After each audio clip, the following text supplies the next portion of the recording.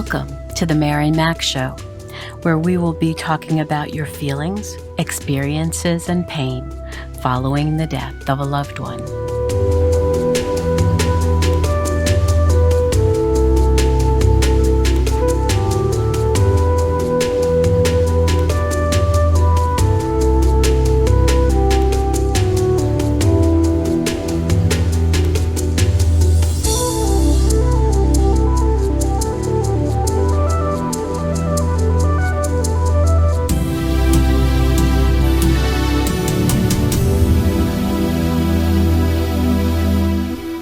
So I'd like to once again introduce Dory.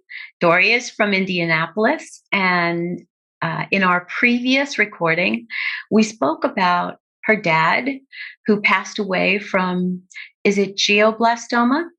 Yeah, glioblastoma. Okay, which is a brain tumor, inoperable in his case, and he wasn't able to recover from it. This was a death sentence, so to speak. It was definitely, he was not going to recover from this. And unfortunately, he wanted to, and his thinking was that he would, but unfortunately that didn't happen. So it was a 9-month process that she and her family, her mom and sister, went through to help him to adjust to this diagnosis and also to help him transition to his new life.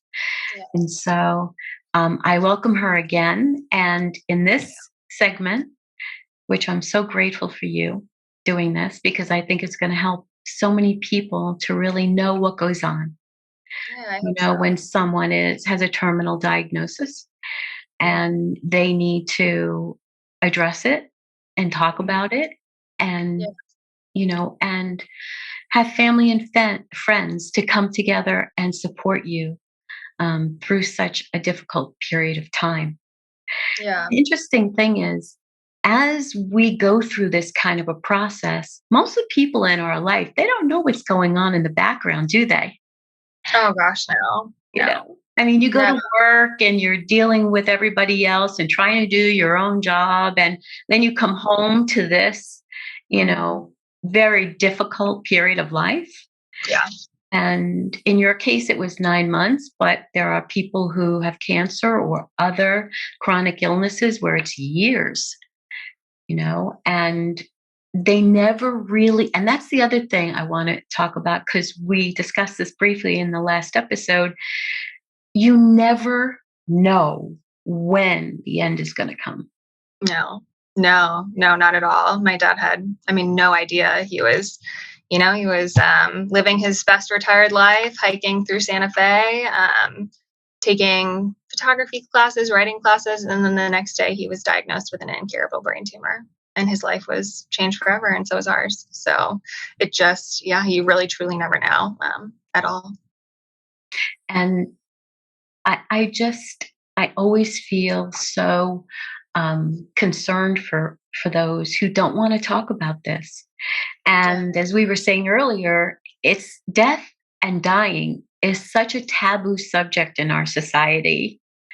At least it is in the United States. Now, maybe overseas, it's easier, but for us, it's like, oh no, not going there, right? Yeah. Oh gosh. Yeah. In every way, and everybody involved, first of all, my dad, he was in denial, and he tried to avoid the conversations of end of life as much as possible, because I think he thought if he could avoid talking about it, it would avoid happening to him. And then, our support system too, as much as they, wanted to be there for us, they also kind of avoided talking about it and really digging into it. And it's grief and death and loss is so isolating, and it's a time in your life where you need comfort and people around you the most, and that's when it's the most isolating. So it is sad that it's such a taboo subject, because it really shouldn't be. No, it shouldn't be, but we're getting a little bit better since COVID happened. Yeah. And people are a lot more aware that the chances of them dying quicker than they thought Yeah. can happen, Yeah, can absolutely. happen. Mhm. And with all that's going on in our world right now and the uncertainty of world war and nuclear weapons and all of this, we Yeah, just don't know. I know. It's a very scary thing to think about and to talk about out loud. I know a lot of people want to avoid the topic too, but it's, it really is best to kind of just lean into it and talk to people about it. Yes, I like that, the way you said to lean into it, because that's really what it takes. It Takes really a lot of is. courage, doesn't it? Yeah, absolutely. I mean, really leaning into those feelings of being afraid and those feelings of grief and loss, leaning into them and feeling them and processing them and talking to people about those feelings, that is what is going to make, the feelings feel better as Yes. opposed to just avoiding them. Unfortunately, it's never fun to feel those feelings though. Mhm. But at least you have the opportunity to get it out of you, because Yeah. I always tell our listeners that it's so important to do that, to vent, to scream, to cry, whatever needs to be done, you need to get it out. And if Yeah. it's talking, great. Find Mhm. somebody who will listen that hopefully has had the same type of experience Yeah. that you're going through, you know? Yeah, absolutely. So you mentioned that I remember this in one of our conversations. You said it was very hard for you to find other people who could understand what you were going through. Yeah, it was. A lot of my close circle of friends have never experienced a loss in general, but such a loss of a magnitude of a parent. Mhm. So it was hard for first of all my support system to really know what to say to me, to Yeah. know what the right thing was, how to talk to me about it, how to approach me. A lot of times I just ended up kind of avoiding it altogether, which is, I mean, that's really the wrong thing to do, is to avoid it because it feels like you're, avoiding talking about this person in your life that is dying, and it's, when you need support the most. So that was really hard for, my first layer of support system to be avoiding the topic. But then it was hard to find a therapist and support groups in the area. So I did actually find a great therapist for my dad, because Wonderful. I wanted him to be able to process those emotions with somebody else. He did talk to my mom and sister and I about it, but I think it was hard for him to be vulnerable with us.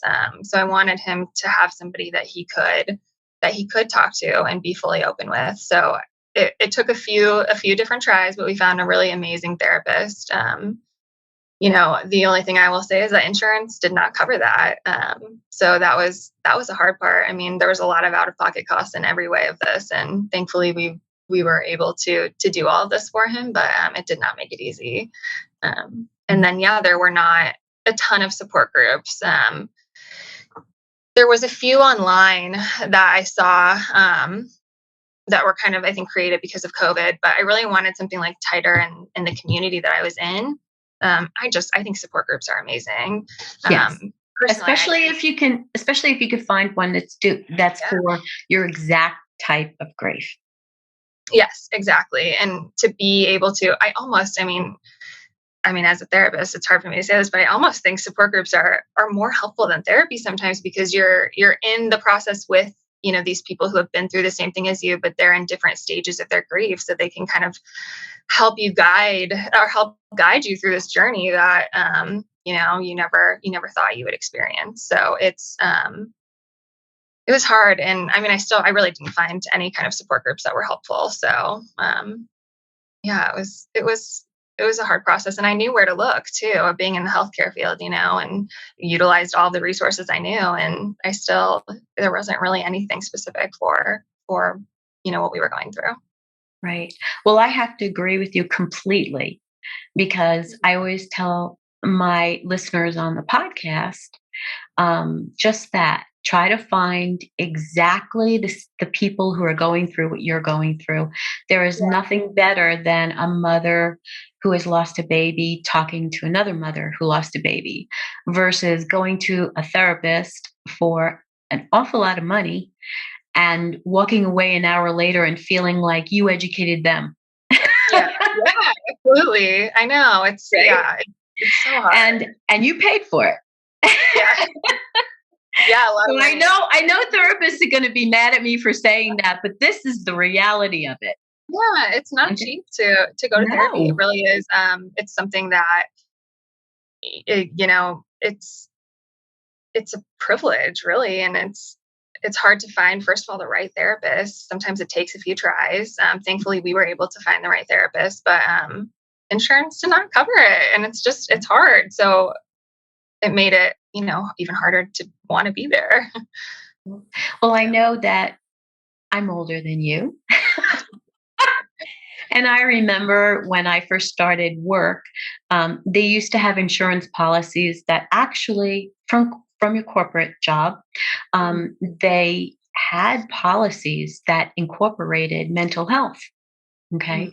and you would pay 50%, and the insurance company would pay 50%. And then there was a time when they excluded all of that out of Yeah. all policies. And the mental health of our communities has completely deteriorated because of Yeah. that. Yeah. And we see that with, people on the sidewalk talking to themselves and, all kinds of things. And Yeah. it's not good. It's just not No. good.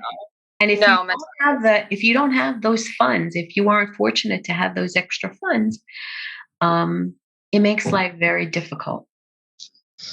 Yeah, I mean, mental health is so important too. I mean, to Yeah. be able to keep up and to be able to have the privilege to do it, it shouldn't be a privilege. I mean, it should be something that is automatic, to be able to find those resources. And it's it's hard to. I mean, even working in my field as a social worker, it's hard to connect people to resources like that.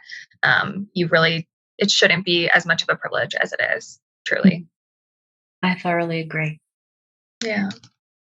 Would you say that um, because of everything you went through, knowing he was going to die and that it wasn't a sudden death, okay, would you say that it was more a little bit more easy to transition into your grieving process, or would you say it was just as difficult as if it had been sudden? Yeah, that's such a good question, and I think about that actually a lot. Because prior to his death, and actually during it, I thought that anticipating his grief would make it easier. I thought that I'm grieving him for these 9 months, so when it does happen, it will be less of a blow to me. Um, but really, there was different layers that were added onto it.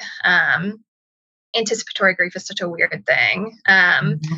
I really, on top of anticipatory grief, watching somebody that you love that's so strong in your life just wither away mentally and physically just is horrible. And I just don't wish that Yes. upon anybody. So I think that really added on to the grief, because you're slowly watching this person just wither to nothing. I don't, I think that I think it made it different.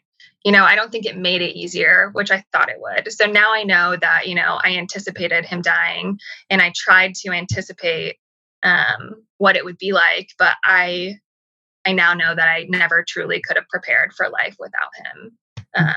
So no, I mean, it was very difficult. I was glad that he was out of his pain Mhm. and being in the state that he was in, but you're I never experienced, or I never, expected to experience what I did, I guess, after he died. I didn't sleep well following the weeks of his death. I actually had a lot more physical symptoms of grief than I was expecting to. My chest hurt, I had back pain, I was getting headaches. I thought something was wrong with me, but really it was just the grief manifesting in this physical way. Mhm. Um, so, sorry, a long way to answer your question. I think, No, please take the time. People yeah, would appreciate this because yeah, a lot of people think that when they have an anticipatory death, that all that time, that they were grieving in the background, so to speak, right? Yeah. That they kind of paid their dues. Let's put Mhm. it that way. And I, then yeah, and I, then when it finally happens, you're like, "Wait a minute, I thought I was done here." absolutely, yes. Right? And I absolutely went into, this process thinking that, okay, well, I'm grieving him for these 9 months. So when it does happen, the blow will be less. Mhm. Which I think it was in a way. I don't think it made the grief any different or any less. It made it different. Instead of waking up one day and having him gone, I did have these 9 months to sort of in a way prepare for it, although you really truly can never prepare for life without somebody that you love. No. Um, but yeah, I definitely went into it thinking that it would be less of a blow, and it just was a blow in a different way. Tell us about it.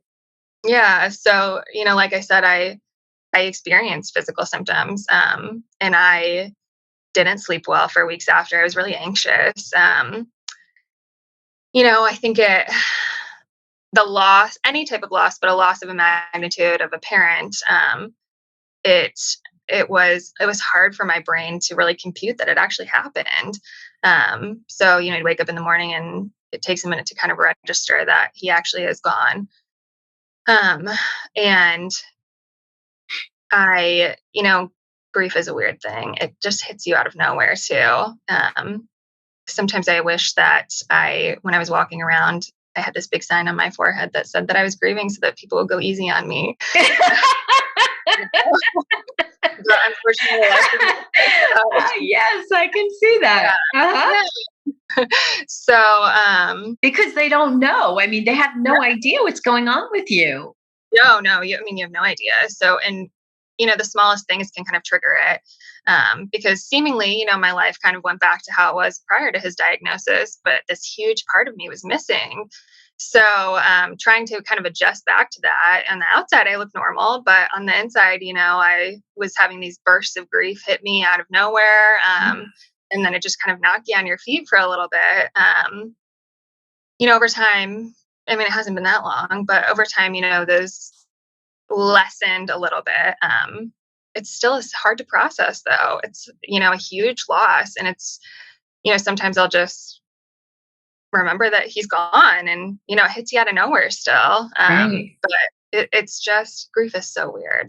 And I wish more people understood. Kind of understood the process. I'm glad that people, I guess, in a way, don't, because that means they've never experienced a loss, because loss is awful. But I wish that people were more open to understanding grief and loss, and how it really affects people on such a physical and mental level. Right. And Yeah. even in other areas, dealing with your job, you Hmm. know, reconnecting with friends, and oftentimes they don't know how to talk to you. Yeah. And, so a lot of them stay away, Yep. you know. Yeah. Yeah. We had a celebration of life for him. Oh, nice. Yeah, he didn't want to serve us. We cremated him. He wanted everybody to come and celebrate him, which we very much did. But after that was over, everybody kind of was like, okay, it's done. That's Yeah. it. And then, right. So then the people, me, my sister, my mom, and our close family, were just, nothing has changed for us. I mean, now he's gone, and that's really the time where we need the most support, and Yeah. that's kind of when people around you start moving on, and your Mhm. world is left just Mhm. kind of shattered. Yeah. So it's hard. It's of course they've said this so many times, but it's hard. Grief is hard. Yes, it is. Yeah. It is. And did you take some time before you went to work again? I did. I took about 3 weeks to go back, and my leadership team, they were amazing throughout the whole process. And if I needed a day to, if something came up with care throughout anything, they were super great. So when he did die, I let them know, and they told me to take as much time as I needed. So it took a few weeks, and it was nice to get kind of back into a routine once I was ready. But it took a little bit. to kind of adjust back into it. Yeah. Definitely. Hmm. So, would you like to spend a little time helping and giving advice to people who might be going through what you've been through? Yeah. Yeah, I would definitely advise them to um, reach out and utilize what support system they do have. I think it was hard for us to ask for help in certain situations, so we kind of took it all on ourselves. I wish that looking back that we would have asked for more help and let people know that we were having a hard time, and throughout 9 months, of course, we had a lot of hard times. So I wish that we would have utilized the people that we had a little bit more and taken a little bit more breaks sometimes. Being a caregiver alone, but then watching somebody you love die, and both of those things together it's very heavy. It's Mhm. very tiring and it's very hard. So I wish that we would have utilized a little bit more of family to come and help a little bit more, friends to come and help. People offered, but I didn't want to bother them. I wish that I would have taken them up on that. And I do think that because death is such a taboo topic, people kind of need to be guided a little bit. So I also wish, looking back, I had friends who didn't know how to talk to me really about it. I wish that instead of just being annoyed that they didn't know how to talk to me about it, I wish that I would have told them how to talk to me about it. I wish that I would have, told them, ask me how I'm doing, or check in on me. And if I want to talk, I will. And if not, then just sit with me and, be with Yeah, me in those moments. But I think that avoidance is the worst thing that you can do. And that's the only wrong thing that you can say to somebody going through that situation. And so acting like it's not happening is just kind of a blow to them, because right. it's a huge thing going on in their life. Um, so ask for help and tell people how to help you, and talk to you about it. And in that way, maybe people will become more comfortable talking about death too, which is very needed. Yeah.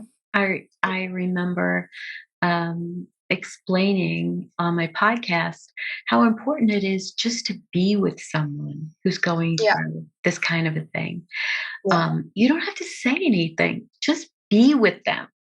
You know, yeah, absolutely. and just read the room. Do they need a drink? Do they need food? Do you want me to Yeah, do this? Do you want me to take care of the kids? I mean, can I yeah, make dinner? Do I do laundry while I'm here? I mean, so many things yeah, yeah, that you don't absolutely, realize that is so difficult and such a heavy burden on top of, absolutely. grieving, right? Or Yeah, helping with the transition, however long it's going to be. So, yeah, yeah. I mean, those small tasks that we don't even think about in our daily lives become these huge burdens while yes. you're grieving and caretaking. So yeah, I mean, my favorite people throughout that journey that we were on were the ones that would just check in, or sometimes they wouldn't even ask questions. They'd send a little text saying, "Thinking of you. I'm here if you need me. Yeah. If not, whatever you need." So they Those are wouldn't the push. best. Those are the Yeah, best. not pushing, just letting me know that they were there if I needed Yeah. anything. So looking back, I do wish I would have utilized them a little bit more, but it was great to know that they were there if I did need them. Wow. Yeah. That's great. Is Hmm. there anything else you'd like to share? I don't, I don't think so. I don't know if,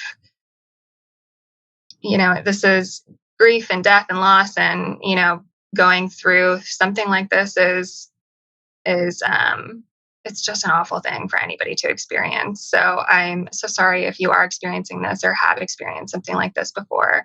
But please reach out and utilize your support system if you have one. If not, there's lots of community resources that you can be connected to. So I guess that's what would be my final words for everybody. Thank you, Dory, so much for being Yeah, I with think so. me and sharing so much of your heart and your dad's journey. Yeah. And so I hope we speak again. Yes. And if you need anything, you get back to me. Thank you.